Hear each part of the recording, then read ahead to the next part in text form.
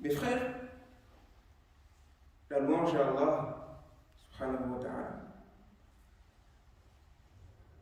Chaque action que le musulman il le fait avec l'intention de se rapprocher d'Allah subhanahu wa ta'ala.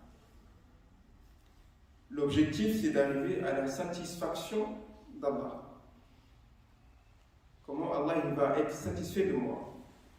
C'est pour ça, il y a un savant, il a dit, si j'ai une garantie que Allah subhanahu wa ta'ala, il a accepté de moi une seule sajda, un sujoud, prosternation, juste une seule, j'ai une garantie.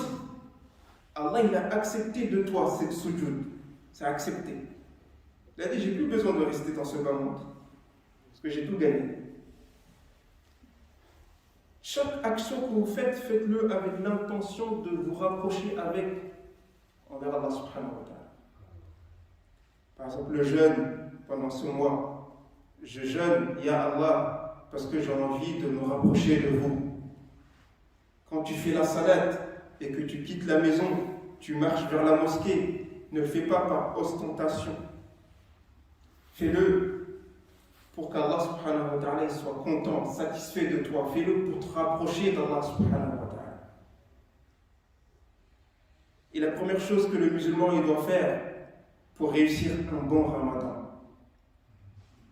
il doit se repentir, demander pardon à Allah subhanahu wa ta'ala pour les fautes qu'on a commises, les erreurs, les oublis, les manquements. Demande à Allah, Allah pardonne-moi pour tous mes fautes, mes péchés, mes erreurs, mes oublis. Et Allah il pardonne. Allah il dit dans le verset, ô mes serviteurs, ceux qui ont gaspillé dans les péchés, al-israf, ils ont gaspillé dans les péchés. Ils ont fait trop de péchés. Et Allah il les appelle mes serviteurs, ils m'appartiennent, ils sont à moi, ya ibadi. Vous voyez la clémence d'Allah subhanahu wa ta'ala, la miséricorde d'Allah. Il n'a pas dit oh les criminels, ya fasiqoun, ya zalimoun, ya mufsidoun, ya ibadi. Il n'a pas dit oh les criminels, les injustes, oh les pervers. Non, Allah il a dit oh mes serviteurs qui avaient gaspillé dans le péché, dans le mal. Ne désespérez pas de la miséricorde d'Allah.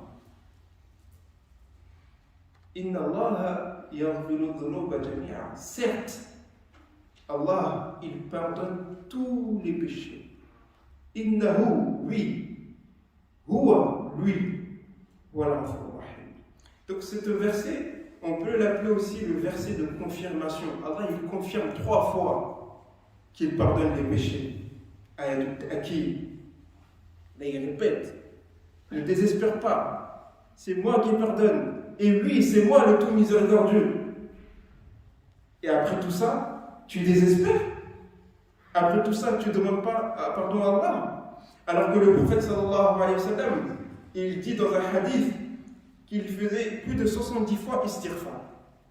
Et dans un autre hadith, il faisait 100 fois istighfar. Astaghfirullah, astaghfirullah. Et Allah subhanahu wa ta'ala, il dit dans le Coran qu'on lui a pardonné ses péchés passés et futurs au prophète sallallahu alayhi wa sallam. Mais il s'assoit et il demande pardon à Allah subhanahu wa ta'ala pour se rapprocher plus d'Allah subhanahu wa ta'ala et par reconnaissance envers Allah subhanahu wa ta'ala. Donc, demander pardon à Allah, c'est ça qui nettoie le cœur. Parce que Allah subhanahu wa ta'ala, il regarde le cœur. Allah tabaraka wa ta'ala, yanzur ila al-qulub, la yanzur ila al-ajsam. Inna Allah yanzur ila aswarikum, wa la ila ajsamikum, wa la yanzur ila qulubikum wa a'malikum. Mais si tu as un cœur sale, est-ce que Allah va te regarder? Allah tabaraka wa ta'ala, la yanzur ila qulub qasiyah. إلا من أتى الله بقلب سليم. Allah subhanahu wa ta'ala, il regarde des cœurs propres. et tu purifies ton cœur avec le dhikr. Le dhikr, l'évocation, c'est la purification du cœur. C'est la lumière du cœur. C'est la guérison du cœur. Avec dhikr, tu arrives à avoir la lumière, la clairvoyance. Allah t'ouvre le cœur. Tu arrives à avoir la sakina, la sérénité, al-itmi'nan, l'apaisement du cœur, la tranquillité du cœur, c'est avec le dhikr. Et pour nettoyer ce cœur-là, pour savoir si tu as un cœur propre ou un cœur sale, tu peux le savoir à travers trois choses. Ali ibn Abi Talib, il dit, celui qui veut savoir s'il a un cœur propre ou un cœur sale, il peut le voir dans trois choses. Le moment de la lecture du Coran, le moment du dhikr et le moment de la solitude. Dans ces trois endroits, tu peux voir si ton cœur il est vivant ou le cœur il est mort. Parce que le prophète sallam, il donne l'exemple.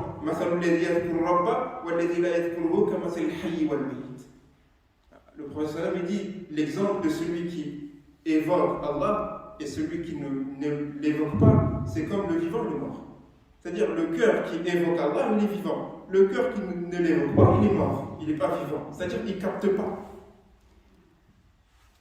Donc, pour savoir si ton cœur il est vivant, au moment de la lecture du Coran, au moment de l'évocation et au moment de solitude. Le premier signe, la lecture du Coran. Quand tu entends le Coran, ton cœur, tu sens qu'il vit, il est vivant, il est là, il est présent. Mais quand on lit le Coran et que ton cœur, il n'y a rien, il y a un problème. Tu sais que là, ça ne va pas. Il faut nettoyage. Deuxième chose, quand tu fais dhikr, par exemple, tu es assis dans la mosquée ou chez toi, tu fais Subhanallah, Alhamdulillah, La ilaha illallah, Allahu Akbar, wa la hawla wa la quwwata illa billah. Tu fais istighfar, mais tu ressens rien, c'est qu'il y a un problème. Parce que normalement, quand tu fais dhikr, surtout quand tu fais astaghfirullah, tu repenses à tous tes péchés que tu as fait, tu pleures par regret, tu pleures. Quand tu fais Subhanallah, gloire à Allah, et que tu penses à la création des cieux et de la terre, ton cœur il bouge. Mais quand tu fais dhikr et que tu ne ressens rien, c'est qu'il y a un problème. Troisième chose, dans le moment de la solitude. Dans la solitude, fil khalwa. Dans la solitude, si tu n'arrives pas à pleurer, quand tu es tout seul, si tu ne penses pas à Allah, tu n'arrives pas à pleurer, c'est qu'il y a un problème. Parce que normalement, quand tu es tout seul, tu n'es pas incité à faire le péché. Quand tu es tout seul, tu médites, tu dis Subhanallah, la création des cieux, de la terre, la création des humains, la création des animaux, des forêts. Et là, tu te mets à pleurer. Et parmi les 7 caractéristiques des gens qui seront sous l'ombre du trône d'Allah, il y a parmi eux quelqu'un qui a pleuré pour méditation. Il est tout seul chez lui, il médite, il commence à pleurer. Mais quand en méditant, tu ne pleures pas ou qu'il n'y a rien, tu sais que ton cœur il n'est pas vivant. Maintenant, comment faire revivre le cœur? Avec 5 choses. Ikhla'ul barn. Avec 5 choses, on peut guérir le cœur. La première chose, c'est vider le ventre. Vous voyez, pendant le Ramadan, la journée, on est bien concentré. Quand tu viens à la mosquée, tu ressens que ta prière elle est différente. Imagine ta prière pendant le jeûne et ta prière quand tu as mangé bien. Quand tu as bien mangé et tout, tu as bu le chai après, tu as bu les cacahuètes après, tu as mangé. Ta prière elle est comment? Ta prière elle est. Tu n'es pas concentré. Mais quand tu jeûnes et que ton ventre il est vide, tu es concentré, tu penses à Allah subhanahu wa ta'ala, tu es là, tu es présent, tu es conscient. C'est pour ça que les Sahaba, ils mangeaient très peu. 1 fois, 2 fois par jour maximum, pas plus. Mais nous, حتى إذا كان البطن عنده يعني فم إيش يقول؟ أتعبونا دائما أكل بعد الفجر أكل بعد الظهر أكل بعد العصر أكل بعد المغرب أكل بعد العشاء أكل قبل الفجر أكل التعبون. Si le ventre il avait une bouche, il aurait dit vous me fatiguez, vous mangez. Après chaque prière, vous mangez. Et on a un droit, le corps il a un droit sur nous. Il ne faut pas le fatiguer. L'estomac il a besoin du temps pour travailler quand même. Il faut laisser du temps. Alhamdulillah qu'Allah nous a prescrit 1 mois de jeûne par an. Alhamdulillah. C'est un rahman. Donc, la première chose, c'est voilà, être à jeun, c'est bien.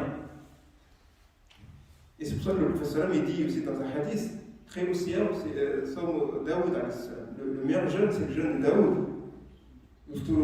Yasum Yom, ou Yuftur Yom, Hakada. Il jeûnait un jour, il rompait un jour. Donc, première chose, pour nettoyer le cœur, commencez à vider le ventre un peu. Pour être conscient, pour être présent, pour capter. Deuxième chose,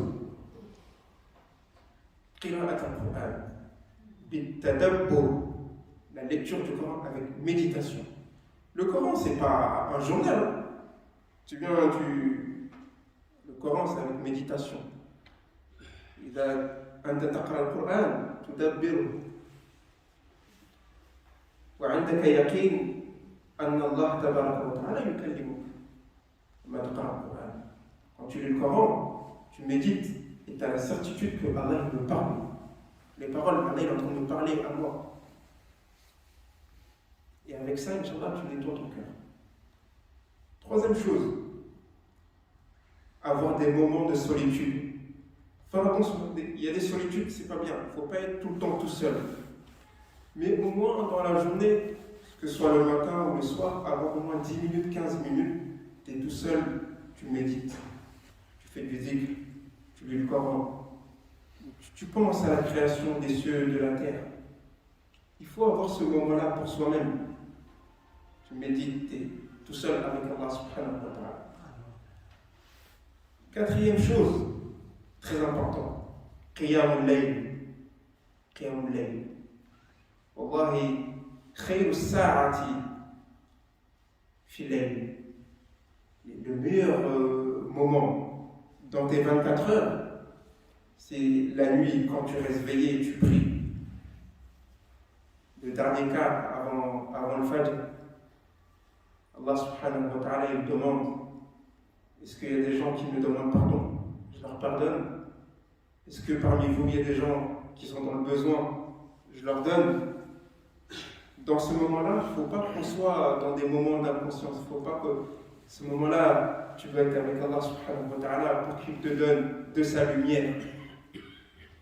Parce que là, tu es tout seul avec Allah, tu peux profiter, puiser de la lumière d'Allah subhanahu wa ta'ala. Et si vous remarquez bien, ceux qui font Qiyamul Layl, ils ont une lumière sur leur visage. Tu vois, ils ont nour. Et la cinquième chose, c'est d'être avec les gens de science et les gens bien. Sohba ma'a ahlul khayri wa ahlul khabar. Ahlul ilm. Il faut être avec les gens bien et les gens qui ont la science. Si on respecte ces 5 choses, être à jeun, la lecture du Coran avec méditation, un moment de solitude, Qiyamul Layl, être avec les gens bien et les savants, Inch'Allah, notre cœur il va se nettoyer petit à petit. Et là, on va avoir le réseau, on va capter le réseau. Parce que le cœur, il a besoin aussi de ce réseau. Tu peux avoir un exemple, le téléphone le plus cher au monde, le plus beau au monde. Mais s'il n'y a pas de réseau, est-ce que tu vas capter? Tu ne captes pas. Si tu travailles sur ton corps, moi je vais être beau, machallah, mais ton cœur, tu ne l'as pas travaillé, tu ne captes pas.